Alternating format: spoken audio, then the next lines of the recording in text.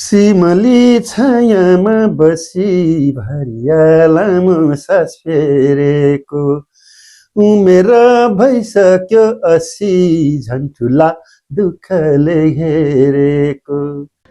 Star वानमा तपाईलाई स्वागत छ। म उत्तम। गीत सङ्गीतले मान्छेलाई जीवनमा बाँच्न प्रेरित गर्छ भन्दा तपाईँहरूलाई कस्तो लाग्छ? हो, त्यस्तै गीत सङ्गीतले मान्छेलाई बाँच्न सिकाउने र जिउन सिकाउने राष्ट्रको एउटा स्रष्टासँग आज म संवाद गर्दैछु। यति भनिसकेपछि उहाँको परिचयलाई धेरै फुलबुट्टा लगाउन पर्दैन होला। जनगायक जीवन शर्मासँग आज संवाद गर्दैछौँ। यहाँलाई स्वागत छ। धन्यवाद। कस्तो छ आजभोलि जीवन, दिनचर्या कस्तो चल्दैछ? व्यस्तै छ। त्यस्तै हुन्छ।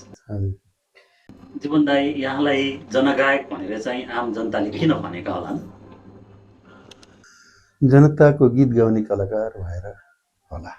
जनगायक, जनताको गायक, भुइँ मान्छेको गायक, जे भने पनि जति नाम दिए पनि यो यहाँसम्म आउन निकै सङ्घर्ष पनि गर्नु पर्यो होला हजुरलाई। स्टार्टिङका दिनहरू सम्झिँदा हजुरले कसरी त्यसलाई व्याख्या गर्न सक्नुहुन्छ? सुरुमा त हामीले यस्ता गीतहरू गाए बापत कस्ता कस्ता पुरस्कार मिल्थे। हतकडी, नेल, कस्टडी, जेल, हामीले यस्ता पुरस्कार खाँदै हिँडेको। बिस्तारै समाज परिवर्तन हुँदै गएपछि मानिसहरूमा चेतना पनि विकास हुँदै गयो। त्यो चेतनाको विकास सँगसँगै यी गीतहरूप्रति मोह र आकर्षण पनि बढ्दै गयो। र पछि धेरै मानिसहरूले आफ्नो जिन्दगीका गीतहरू, आफ्नो दुःख पसिनाका गीतहरू मन पराउन थाले। अहिलेको अवस्था पनि लगभग त्यस्तै। हजुर त एउटा सम्पन्न परिवारमा जन्मेर शिक्षित हुनुभएका व्यक्ति, कहाँबाट यस्तो सोचाइ आयो कि मैले तल्लो लेभलको जनताको गीत गाउनुपर्छ, त्यो अरूले नदेखेको बाटो पछ्याएर हिँड्नुपर्छ भन्ने सोचाइ चाहिँ कहाँबाट आयो हजुरलाई? 30-32 सालतिर जब म एसएलसी पढ्दै थिएँ, 9-10 क्लास, नयाँ चेतनाका लहरहरू फैलिँदै थिए। देश के हो, जनता के हो, अनि जनताको दुःख पिरमर्का के हो, गरिबी किन, त्यो गरिबीलाई निवारण गर्ने उपायहरू के हुन्, यस्ता यस्ता चाहिँ नयाँ नयाँ कुराहरू आए। त्यसको साथसाथै केही नयाँ साहित्यहरू पनि हामीले पढ्न थाल्यौँ। संसारका अरू देशहरूको अवस्था र हाम्रो देशको अवस्था, अनि अरू देशका मानिसहरूले कसरी सङ्घर्ष गरेर आफ्नो देशमा परिवर्तन ल्याए, ती सारा चाहिँ राष्ट्रिय अन्तर्राष्ट्रिय प्रकारका साहित्यहरू हामीले पढ्न थाल्यौँ। तिनै साहित्य, दर्शन र सिद्धान्तको अध्ययन गर्दै जाँदा यो बाटो अवलम्बन गर्नु पुग्यो। हजुरको अभियानलाई वाम आन्दोलनको चरणसँग पनि जोडेर हेर्ने चलन छ। राजनीतिक जीवन पनि बिताउनु भयो है? लामो समयसम्म हामी यो जिन्दगी पनि गुजारा गऱ्यौँ। कहिले जेल खाँदै, कहिले अब कस्टडीमा जाँदै, कहिले खुल्ला, कहिले भूमिगत भएर यो बाटोमा हामी हिँडेको। त्यतिखेर त अहिले जस्तो स्रोत साधन थिएन, गीत सङ्गीत सिर्जना गर्न पनि गाह्रै हुन्थ्यो होला। कसरी गर्नुहुन्थ्यो त्यतिखेर दाइ? त्यति बेला त हामी एउटा मादल, हार्मोनियम, गिटार बोकेर जनताको घर दैलोमा जान्थ्यौँ। आँगनमा, पिँढीमा, मझेरीमा, कहिले टुकी बालेर, कहिले गोठमा, कहिले चौतारीहरूमा, जहाँ जहाँ मानिसहरू जम्मा हुन्थे ती ठाउँहरूमा सामान्य एउटा साङ्गीतिक साधनहरूको भरमा हामीले गीत गाउँदै हिँड्ने गर्थ्यौँ। पछि 46 सालपछि गीत रेकर्डिङ गर्ने चलन आयो, क्यासेट निकाल्ने चलन आयो। त्यति बेला हामीले क्यासेट निकालेर गाउँ गाउँमा पुर्याउने प्रयत्न गऱ्यौँ। तर अहिलेको जस्तो चाहिँ सुविधा सम्पन्न स्टुडियोहरू थिएनन् त्यतिखेर। अहिले डिजिटल युग आएको छ। अब एकपल्ट गीत बिरियो भनेदेखि फेरि त्यसलाई चाहिँ गाएर, अथवा एक लाइन बिरियो भने त्यही लाइन मात्रै गाएर, होइन, क्यासेट तयार पारिन्छ अथवा गीत तयार पारिन्छ। त्यति बेला डाइरेक्ट गीत रेकर्ड गर्नु पर्थ्यो। एउटाले बाजा बिरायो भने फेरि सबैले फेरि दोहोऱ्याउनु पर्थ्यो। एउटाले गीत बिरायो भने फेरि सबैले दोहोऱ्याउनु पर्थ्यो, बाजाले साजाले सबैले दोहोऱ्याउनु पर्थ्यो। त्यसको लागि गीत रेकर्ड गर्नु पनि अप्ठ्यारो थियो। नेपालको कालखण्डलाई हेर्दा पञ्चायत कालबाट सुरु भएको हजुरको साङ्गीतिक यात्रा अहिलेसम्म यो गणतन्त्र कालसम्म आइपुग्दाखेरि आफूले सिर्जना गरेको गीत सङ्गीतमा चाहिँ सबैभन्दा सशक्त लागेको चाहिँ कुन लाग्यो है? सबै गीत उत्तिकै सशक्तै जस्तो लाग्छ। हजुर। त्यो दुई थरी चाहिँ कोणबाट यसलाई हेर्छु मैले। एउटा जनताको कोणबाट, हजुर, जनताको कोणबाट हजारौँ हजार जनताहरूले, लाखौँ जनताले मन पराएको केही गीतहरू छन्। जस्तै सिमली छाया, झर्नाको चिसो पानी, होइन, पछिल्लो कालमा आएर चाहिँदैन मलाई सिसाको महल भन्ने यस्ता गीतहरू छन्।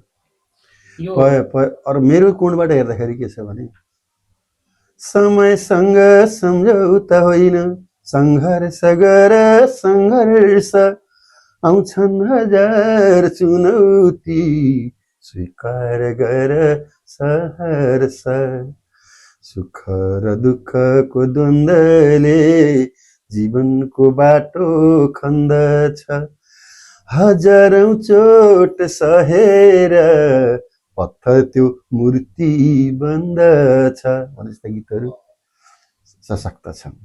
हजुरको अर्को एउटा चर्चित गीत छ नि यो सिमली छायामा, त्यसको सिर्जनाको कुरा गरौँ, त्यो कसरी सिर्जना भयो? यो पनि त्यस्तै एउटा भरियाले उकालीमा हिँड्दा हिँड्दै पसिना पुछेर बिसाएको बेलामा उसको जिन्दगीलाई सोधेर सम्झेर गाएको गीत। भरियाले हिजो नेपालमा भारी बोकेका थिए, आज त्यही नेपाली विदेशमा भारी बोक्दैछन्। हजुरको गीतलाई चर्चाको घेराभन्दा पर राखेर हेर्दाखेरि गीतले न्याय पाएन कि भन्न मिल्छ कि मिल्दैन? जनताको तर्फबाट यसले न्याय पाएको छ। हजुर। जनताले आफ्नो जिन्दगी यस गीतभित्र भेट्छन्, चाहे देशमा होस् चाहे विदेशमा होस्, आफ्नो जीवन कथा यहाँभित्र पाउँछन् र उनीहरू चाहिँ गीतप्रति ठुलै आकर्षित हुन्छन् है। त्योभन्दा ठुलो न्याय त अरू कसैले दिन सक्दैन। जहाँसम्म अरू अब सत्तासीनहरूको कुरा हो, त्यो जनताको पक्षमा अहिलेसम्म भएकै छैन। म सिमली छायामा एकछिनपछि सुन्छु दाइको प्रत्यक्ष आवाजबाट। त्योभन्दा अलिकति पहिला फेरि पुरानो कुरालाई कोट्यौँ। अब बागलुङमा धेरै साथीहरू गीत सङ्गीतमा लाग्नुभएका साथीहरू लोकदोहोरीमा धेरै हुनुहुन्छ। दाइ चाहिँ यतापट्टि यो जनताको गीतपट्टि लाग्नुभयो, यो स्पेसल्ली कसैको प्रेरणाबाट यता लाग्नुभयो कि स्वविवेकले यतापट्टि? हरेक कुरा प्रेरणा त चाहिन्छ नै, प्रेरणाले मात्रै पुग्दैन। त्यहाँ त्यो दिशामा हिँड्दाखेरि जति पनि समस्याहरू उत्पन्न हुन्छन्, जति आवश्यकताहरू चाहिँ पैदा हुन्छन्, जति सङ्घर्षहरू गर्नुपर्ने आवश्यकता हुन्छ, त्यो सबै दृढ अठोट एउटा मनभित्र भयो भने मात्रै त्यो प्रेरणा काम लाग्छ। त्यसैले सुरुमा हामीलाई चाहिँ यस्ता गीतहरूप्रति आकर्षित हुने खालको एउटा केही साङ्गीतिक, केही सैद्धान्तिक, राजनीतिक, दार्शनिक पात्रहरू होइन, उनीहरूबाट प्रेरणा लिए तापनि पछि सङ्घर्षका मैदानहरूमा यो बाटोमा हिँड्न धेरै धेरै कठिन थियो र एकदम बलियो इच्छा शक्तिले मात्रै यस्तो अप्ठ्यारो बाटोमा अगाडि बढ्न सकिन्छ। सिमली छायामा झर्नाको चिसो पानी जस्तै चर्चित हुन सक्ने तर त्यो बजारमा आउन नसकेको, हजुरले ल्याउन चाहेर पनि नआएका अरू गीतहरू पनि छन्? त्यस्ता धेरै गीतहरू छन्। अहिले पछिल्लो कालमा बनेका गीतहरू पनि छन्, पहिले बनेका गीतहरू पनि छन्। पहिले बनेका तर लिएर आउन नसकेको गीतहरू चाहिँ हामी सुन्न सक्छौँ। सुरुमा मैले एउटा गीत रचना गरेको थिएँ। कति छन् यहाँ छटपटाइरहेका निशालाई देखेर, चाँडै नै आओस् बिहानी सुन्दर अँध्यारो चिरेर, पूर्वमा लाली चम्केको देख्न, पूर्वमा लाली चम्केको देख्न अति नै छन् गति, मानवको रगत पिएर दानव माथि नै छन् गति, हेर मानवको रगत पिएर दानव माथि नै छन् कति। अनि यस्तो गीत थियो सुरुको है। त्यो अहिलेसम्म रेकर्डै भएन। अब सिम्मली छायाको एकपटक हामी कुराकानी गर्छौँ। सिम्मली छाया यस्तो चर्चित हुन्छ भनेर हजुरले सोच्नु भएको थियो?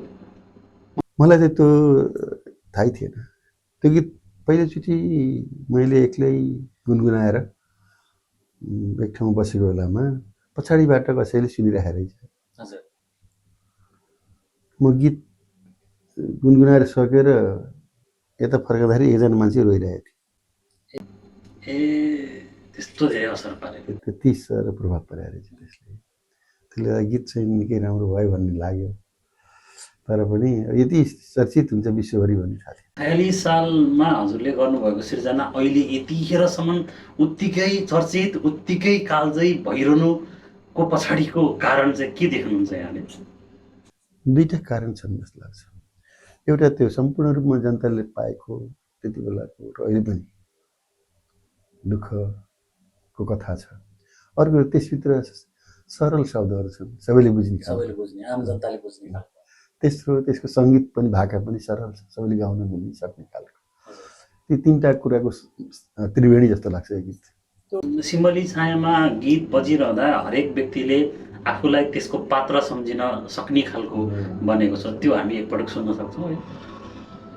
सिमली छायामा बसी भरिया लामो सास फेरेको उमेर भइसक्यो 80 झन्ठुला दुःखले घेरेको छोरा छोरी पाले ताले यही भारीको भरमा जीवनभरि कहिल्यै पनि सुध्रिएन कर्म वैशाखको धुपमा पनि सुख पाइन मैले साउनको बाढी पहिरो भन्न पाइन मैले निमुखो यो सर्वहारा सातुको कोसेली फुकायो भिजेको जिउको सारा डाँडामा पसिना सुकायो सिमली छायामा बसी भरिया लामो सास फेरेको उमेर भइसक्यो 80 झन्ठुला दुःखले घेरेको।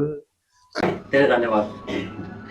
हामी गायक जीवन शर्मासँग कुराकानी गरिरहेका छौँ। एकछिन सानो ब्रेक लिन्छु, फेरि त्यसपछि उपस्थित हुन्छु।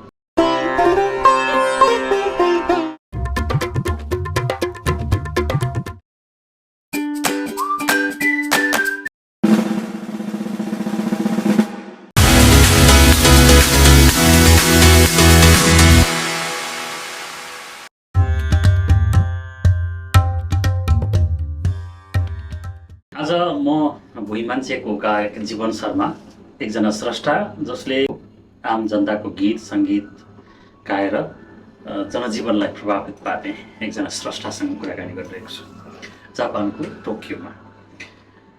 दाइ, अब म गीत सङ्गीतको हजुरको यात्रा सङ्घर्ष र अहिलेसम्मको उपलब्धि, त्यसपछि अबको पिँढीले यो हजुरले बोकेको भारी बोक्न सक्छ कि सक्दैन भन्ने विषयमा अलिकति चर्चा गर्न चाहन्छु। यो गीतबाट सङ्गीतबाट विद्रोह गर्ने जीवन शर्माको जीवन चाहिँ निकै सङ्घर्षमय भयो है? त्यो त स्वाभाविक थियो। चाहनु भएको भए त एउटा राजनीतिक पार्टी अथवा एउटा क्षेत्रसँग पनि सम्बन्धित हुनुहुन्थ्यो, पद प्रतिष्ठा सबै लिन सक्नुहुन्थ्यो। त्यो किन चाहनु भएन? क्षणिक पद प्रतिष्ठा, व्यक्तिगत जीवनका महत्त्वाकांक्षाहरू को लागि मैले गीत गाएको होइन। मैले जुन उद्देश्यको लागि गीत गाएँ ती चिजहरूले मलाई त्यो उद्देश्यबाट विचलित बनाउँथे। मलाई त्यो थाहा थियो। ती पद प्रतिष्ठा बोकेका मानिसहरूको हालत अहिले कस्तो छ? मेरो पनि सायद अहिले त्यस्तै हालत हुन्थ्यो होला। त्यो म कन्सियस थिएँ, सचेत थिएँ। यसबाट म लोभिनु हुँदैन, मेरो यात्रा विचलित पार्नु हुँदैन। पद प्रतिष्ठाको पछि लागेर मलाई मेरो आफ्ना गीतलाई मैले अन्याय गर्नु हुँदैन भन्ने कुरामा म सजग थिएँ, सचेत थिएँ। त्यसले त्यतापट्टिको आकर्षण भयो। यही गीत सङ्गीतबाटै कतिपय साथीहरू चाहिँ त्यही गीत सङ्गीतमै लागेर कमाइरहेका छन्, तर हजुरले त्यही गीत सङ्गीतकै लागि भनेर भएको पनि खर्च गर्नुभयो। कहिलेकाहीँ त कस्तो यो दिक्क भएछ भने जस्तो लाग्दैन? परिवारबाट के आउँछ? यो बाटो मैले आफैले रोजेको बाटो हो, कसैको कर्कापले रोजेको होइन, पैसाको लालसामा हिँडेको बाटो होइन। यो गीत गाए बापत हामीलाई पैसा फल्छ भन्ने हामीलाई कुनै चाहिँ थिएन है। यी गीत गाए बापत त कहाँ कुन कुनामा कति बेला मरिने भन्ने भएको थियो त्यति बेलाको अवस्था।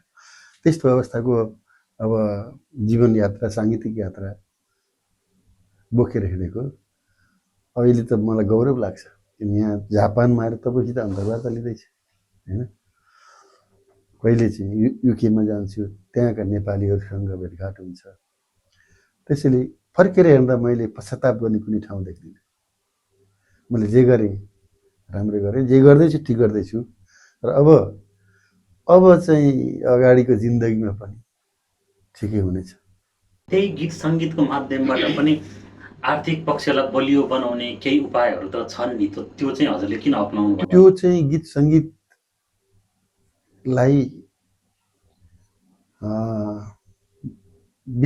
विचलनतिर लगेर गर्न सकिन्थ्यो होला होइन। तर त्यस्तो गर्नु नेपाली समाजको लागि, नेपाली जनताको लागि, नेपाली गरिब दुखीको लागि अन्याय हुन्थ्यो।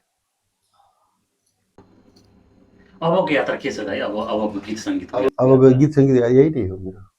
यस्तै गीत लेख्छु, यस्तै गीत गाउँछु, जहाँ जहाँ पुग्छु यिनै गीत सुनाउँछु। हिजो त हजुरलाई त्यो गीत गाए बापतको अर्को किसिमको पुरस्कार थियो, आज जनताले दिने पुरस्कार त एक किसिमको छँदैछ त। तर पनि आजको नेतृत्व गरिरहेको देशका नेतृत्वकर्ताले केही न केही आम जनताको जनजीवनलाई गीत सङ्गीतको माध्यमबाट न्याय दिने काम जीवन शर्माले गरेको छ, उसलाई हामीले सम्झिनुपर्छ भनेर सम्झेको छ कि छैन? सम्झिनेले सम्झेकै छन्, सचेत मानिसहरूले सम्झिरहेका छन्। अब अरूले के गर्छन् के गर्दैनन् अब त्यसमा मेरो ध्यान छैन, वास्ता छैन। यो गीत सङ्गीतको यात्रामा हजुरको जीवन सङ्गिनीको साथ चाहिँ कस्तो? पनि कलाकार पनि हुनुहुन्छ, कलाकार नै हुनुहुन्छ है। राम्रो उहाँको पनि गीतहरू यस्तै छन्, यस्तै गीतहरू छन् गाएका, यस्तै गीतहरू थुप्रै गीत। नयाँ अबको पुस्ताले हजुरले बोकेको भारी बोकेर हिँड्न सक्ने पुस्ता तयार हुँदैछ कि छैन? हजुरको नजरले के देखिएको छ दाइ? हिँड्छ, मलाई विश्वास छ। नयाँ नयाँ प्रतिभाहरूले यी गीतहरू गाइरहेकै छन्। 5-7 वर्षका बच्चादेखि लिएर नयाँ युवाहरू, अब प्रौढहरू सबैले गीत गाएका छन् र यस्ता गीतहरूको आवश्यकता जबसम्म नेपाली समाजमा रहन्छ, नयाँ नयाँ कलाकारहरू यस्ता गीत बोकेर उदाइरहन्छन्, गाइरहन्छन्। हजुरहरू लगायतका पुस्ताले बोकेका यस्ता सङ्गीत चाहिँ अब प्रकृति फरक होला, प्रस्तुति फरक होला, तर निरन्तरता पाउँछ भन्ने एकदम पाउँछ। एउटा संस्थासँग जोडिनु भयो, त्यसरी काम गरेर आउनुभयो, तर त्यतिखेर हजुरको नजरले देखेको सपना समानता, आम जनताले सबै एकै किसिमको चाहिँ सुविधा पाउनु पर्यो भनेर देखिएको सपना सहयात्री साथीहरूले पनि देखेका थिए होला। ती साथीहरू आज अलिकति बाटो बिराए कि भन्ने त उहाँहरूको नजरमा के छ त्यो होला? ती साथीहरूलाई चाहिँ के भन्नुहुन्छ हजुरले आजभोलि? म मेरो बाटोमा हिँड्ने हो, अरू कता बाटो हिँड्छ, कुन बाटो हिँड्छु मलाई वास्ता हुँदैन। म मेरो बाटोमा नबिराइकन म हिँड्छु। मेरो अनुसरण गरेर कसैले राम्रो मान्छ भने, हिँड्छ भने राम्रो हो। के अब अरूका के छन् योजना उद्देश्यहरू त्यतातिर ध्यान दिँदैन। हस् जीवन सर, धेरै धन्यवाद समयको लागि। हामी कार्यक्रमको अन्तिममा छौँ। अन्त्यमा मैले केही सोध्न छुटाएको केही छैन? त्यस्तै छैन। तपाईँ जापानमा आएर आफ्नो कर्म गरिरहनु भएको छ, स्टार वान जस्तो मिडिया चलाइरहनु भएको छ। यसले अब यहाँका नेपालीहरू अथवा देशभित्रका नेपालीहरू सबैको चेतनाको उत्थानको लागि काम गरोस्। धन्यवाद। धेरै धन्यवाद हजुरलाई। धन्यवाद। आज हामीले आम नेपालीको भावना गीत सङ्गीतको माध्यमबाट प्रस्तुत गर्ने जनगायक जीवन शर्मासँग कुराकानी गऱ्यौँ। उहाँ एउटा स्रष्टा, देशले अहिले उहाँको सङ्गीतलाई महत्त्वपूर्ण ठानी अहिलेको पुस्ताले पनि, साना भाइ बहिनीहरूले पनि गाउन थाल्नु भएको छ। यो क्रमले निरन्तरता पाउँछ भन्नेमा हामी पनि विश्वास छौँ। आजको कार्यक्रम सकियो। आजको टिममा रहनुभएका क्यामेरा कल्याण खनाल र एडिटिङमा सपोर्ट गर्नुहुने सुभाष अम्गाईसहित म उत्तम कार्यक्रमबाट बिदा हुन्छु। Thank you so much.